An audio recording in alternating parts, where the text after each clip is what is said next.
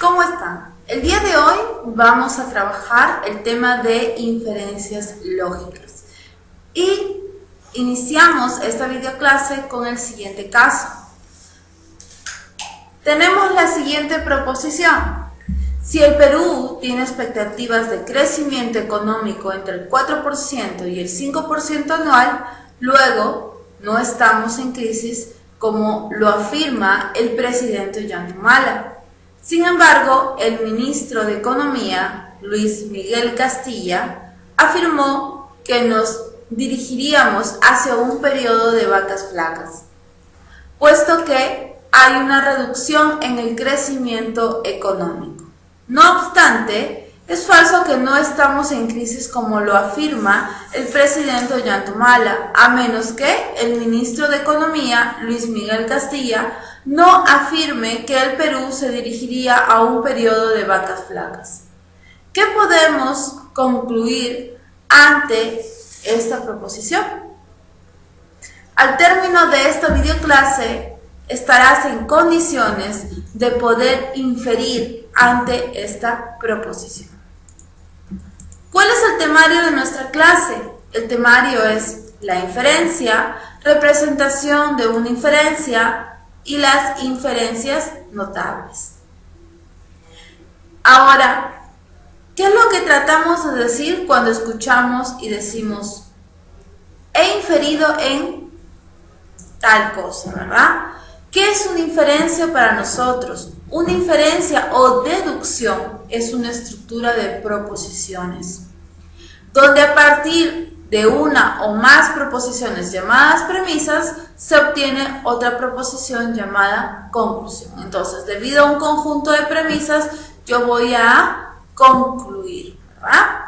Por ejemplo, todos los hombres son mortales. Esta es premisa número 1. Premisa número 2, Pánfilo es hombre. Por lo tanto, ¿en qué concluyo? Debido a mi conjunto de premisas, yo concluyo que Pánfilo es mortal. Muy bien. Entonces, que nos quede esta idea de que una inferencia o deducción es una estructura de proposiciones donde a partir de un conjunto de premisas se puede obtener una conclusión. Representación de una inferencia. Tenemos dos formas. Una es horizontal y la otra es vertical. La forma horizontal, como podemos notar aquí, unimos cada una de las premisas mediante el operador conjuntor. Luego las unimos con la conclusión mediante el operador condicional. Mientras que la forma vertical se coloca la premisa una sobre otra y la separamos la conclusión mediante una raya o una línea horizontal. Bien, en la práctica nosotros, frecuentemente hacemos uso de la forma vertical, pero cada uno es independiente de usar la forma con la que le convenga. Ahora, hay algunas inferencias que son notables, que son muy usadas y que nos permiten o nos facilitan bastante el trabajo. Entre ellas tenemos, los modus, ¿verdad? Por ejemplo, el modus ponendo ponens. El modus ponendo ponens significa afirmando, afirmo. ¿Y qué nos dice? Que si yo tengo P implica Q y yo afirmo P, su mismo nombre lo dice, afirmando, afirmo, ponendo, pones. Entonces, si yo afirmo P, concluyo en la afirmación de Q. Bien, por ejemplo, si Perú exporta a China, crecerá económicamente. Aquí tenemos P implica Q. Y afirmo que Perú exporta a China, por lo tanto, afirmo que el Perú crecerá económicamente. Ahora trabajamos el modus tollendo tollens. El modus tollendo tollens nos dice negando, niego.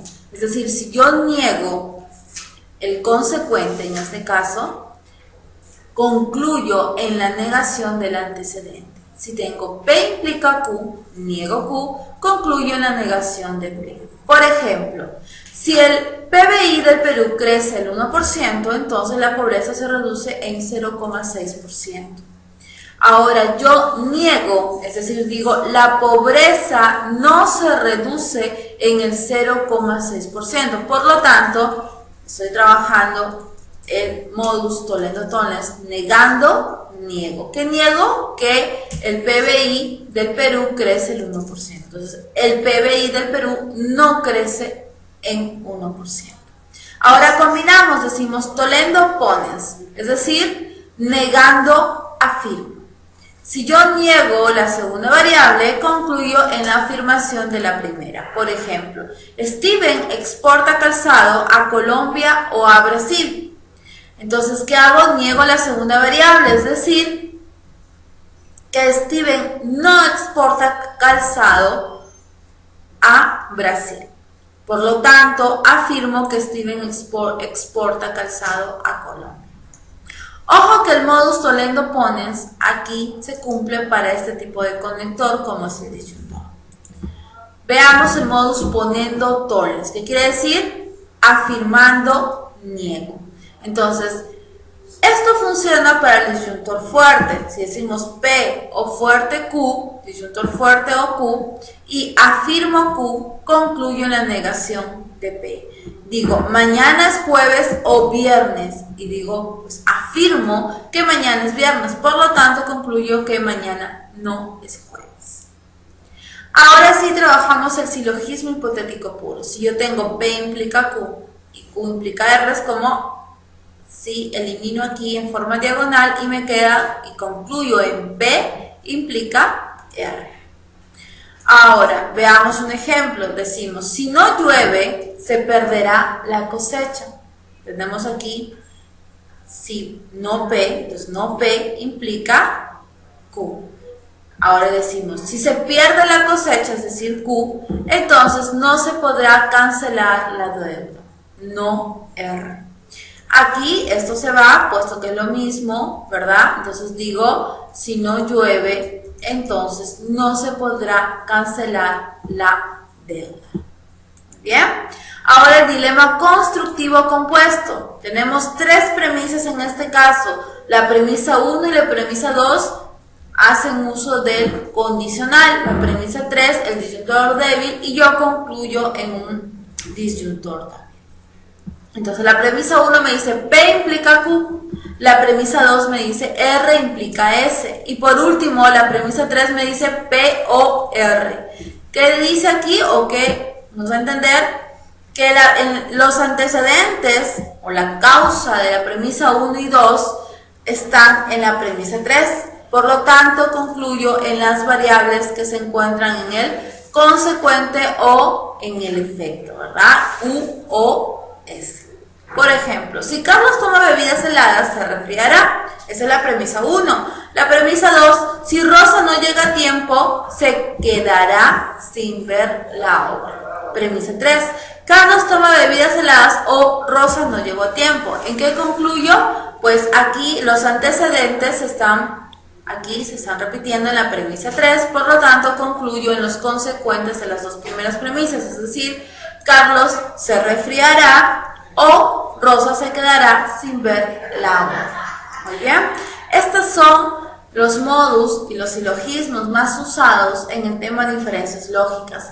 Así que haciendo uso de ellos, nosotros vamos a resolver nuestros ejercicios respecto a este tema y por ende estarías ya en condiciones de responder nuestro caso inicial. Muchas gracias y continúen viendo nuestros videos acerca de este mismo tema.